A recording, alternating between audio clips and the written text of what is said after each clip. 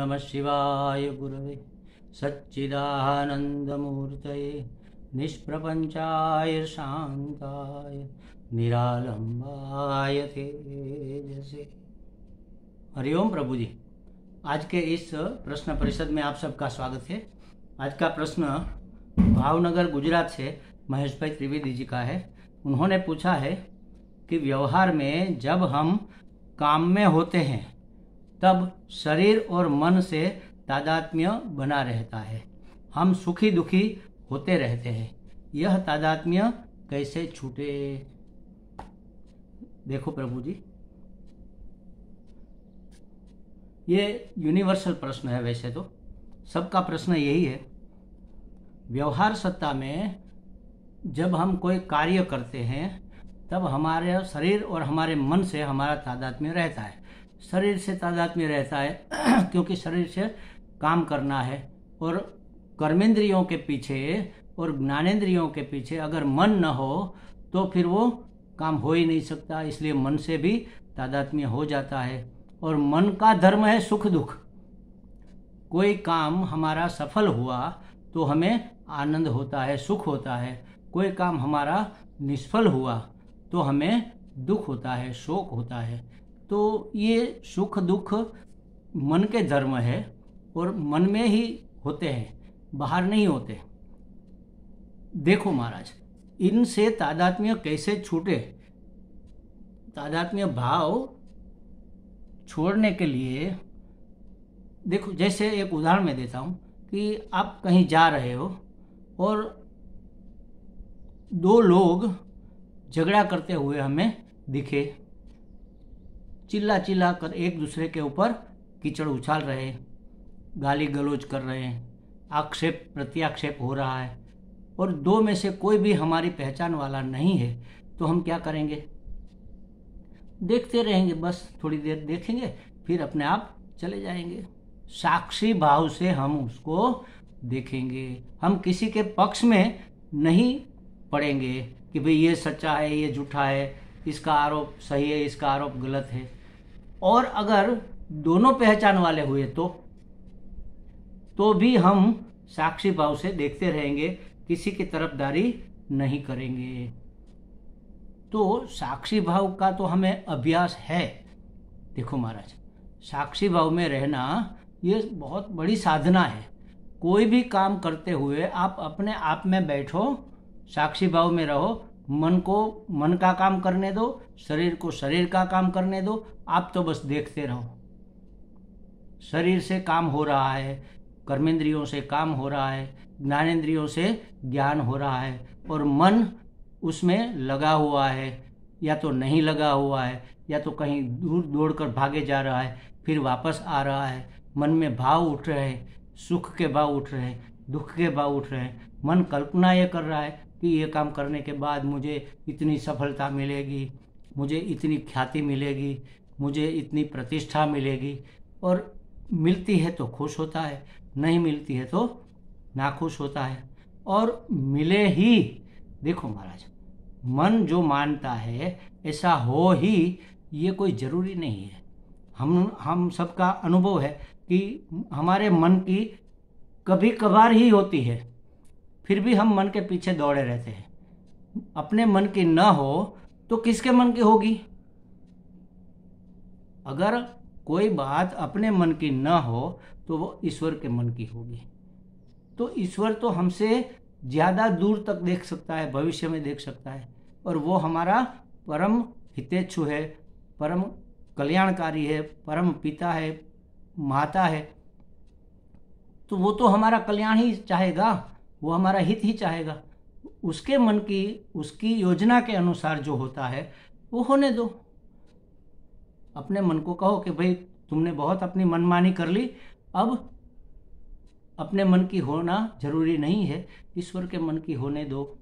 और मन से और तन से 100% अपने लगाकर किसी भी काम में जुट जाओ, लेकिन आपको उसमें आसक्त नहीं होना है, आपको उसमें संग नहीं हो जाना चाहिए, आपका चिपकाव उसमें नहीं होना चाहिए। अगर संग नहीं हुआ, आसक्ति नहीं हुई, तो फिर कार्य में सफलता मिले या निष्फलता मिले, आपको कोई सुख दुख नहीं होगा, सिर्फ आनंद होगा। देखो महाराज, सुख और आनंद में फर्क है।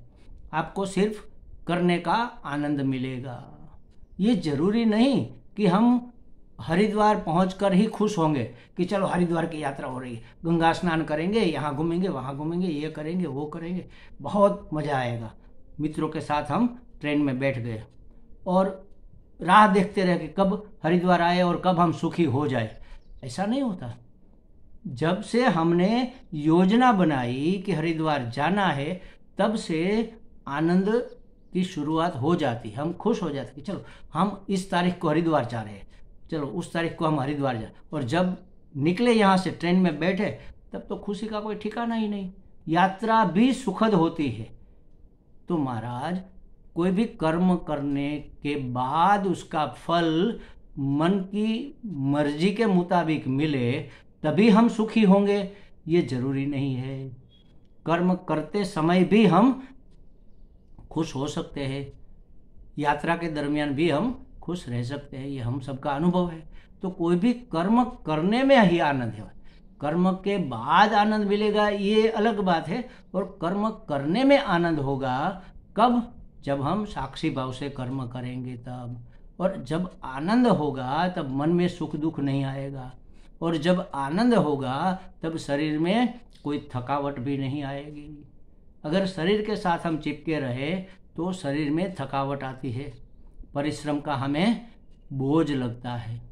और मन के साथ अगर हम चिपके रहे तो सुख दुख होता है, निराशा होती है, हर्ष शोक होता है।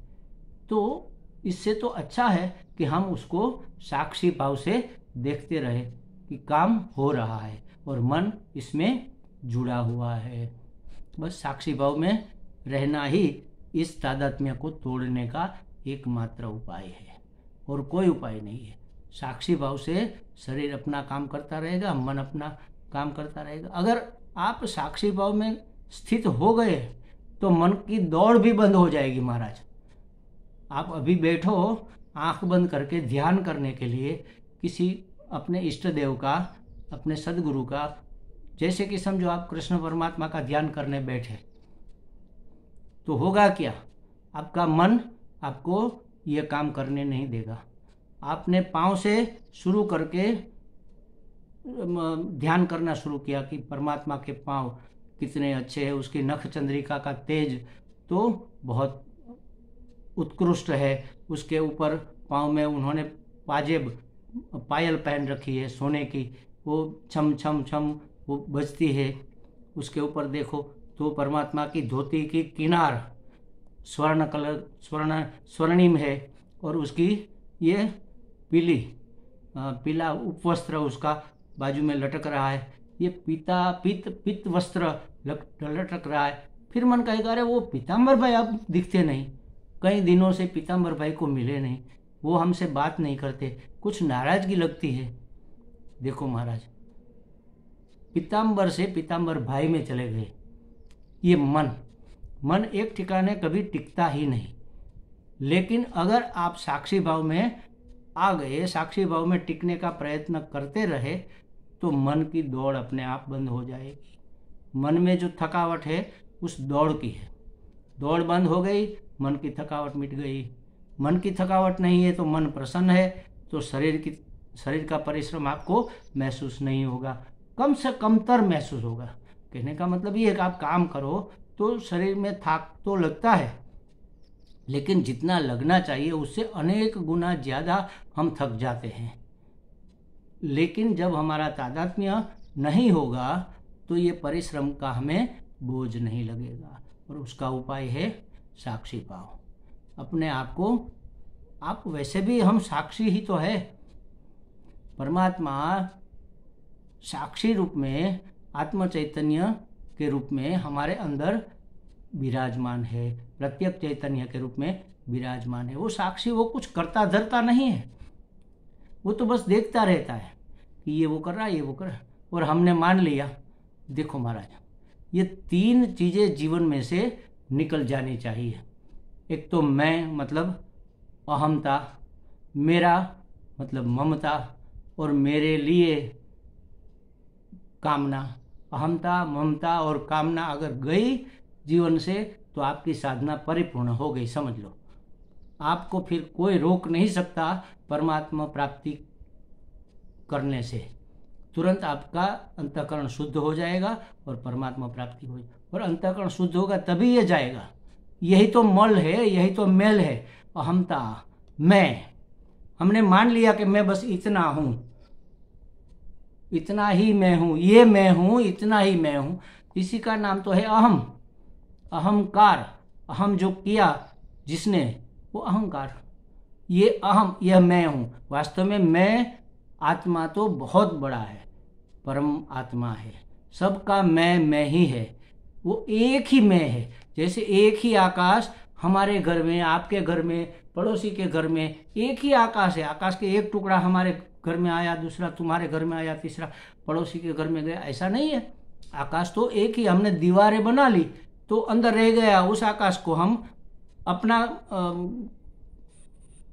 मठाकाश कहेंगे। आपके घर में जो रह गया आपकी दीवारों के बीच में, वो आप अपने उसको अपना मठाकाश कहेंगे। तो एक मठाकाश दूसरे मठाकाश से अलग दिखता है, वास्तव में है नहीं। वास्तव में अलग नहीं है, एक ही आकाश है। उसी तरह आत्मा मैं बहुत विशाल, अनंत अनंत अनंत है, परम है, इसीलिए उसको परम आत्मा कहते हैं। लेकिन यहाँ पर हमें महसूस जो हो रहा है वो आत्मा कह दिया, और वो उन्होंने मान लिया कि इतना ही मैं हूँ, तो जीवात्मा हो गया। तो ये अहंकार छोड़ना है, ये मैं हूँ और इतना ही मैं हूँ, इसको छोड़ना है। इसको अहमता को छोड़ना कहा। अहमता नहीं होगी तो फिर कोई कामना भी नहीं होगी।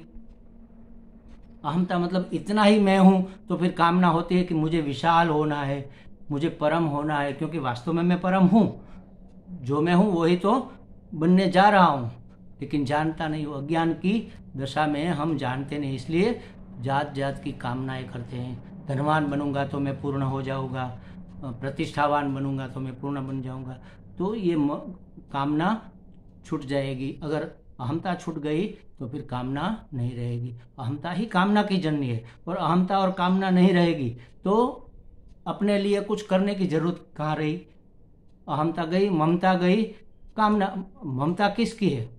जो ये शरीर है उसके संबंधियों के प्रति, चाहे वस्तु हो, चाहे पदार्थ हो, चाहे व्यक्ति हो, उसके प्रति हमारी ममता रहती है। तो अहमता नहीं रहेगी तो ममता और कामना भी नहीं रहेगी।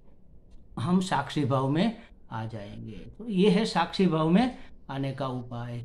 थोड़ा कठिन लगता है हमें, वास्तव में नहीं है, थोड़ा लगता है, तो उसके लिए अभ्यास करना पड़ेगा। अभ्यास है न तो कौनते। भगवान ने भी गीता जी में अर्जुन को कहा है कि बार बार इसका अभ्यास करो। आ सुप्ते आ मृत्यु, जब तक सो न जाओ तब तक अभ्यास जारी रखो, और मृत्यु न आ जाए तब तक उसका अभ्यास करते रहो। धीरे धीरे धीरे आपका साक्षी भाव बढ़ता जाएगा। पहले 2 मिनट रहेगा, फिर 5 मिनट होगा, फिर 15 मिनट होगा, फिर 1 घंटा, फिर 3 घंटा, फिर पूरा दिन, पूरी रात, पूरी जिंदगी आप साक्षी भाव में रह सकोगे। ये साक्षी की साधना बहुत महत्वपूर्ण है। हमें लगता है महेश जी को ये बातें समझ में आ गई होगी। हरि ओम।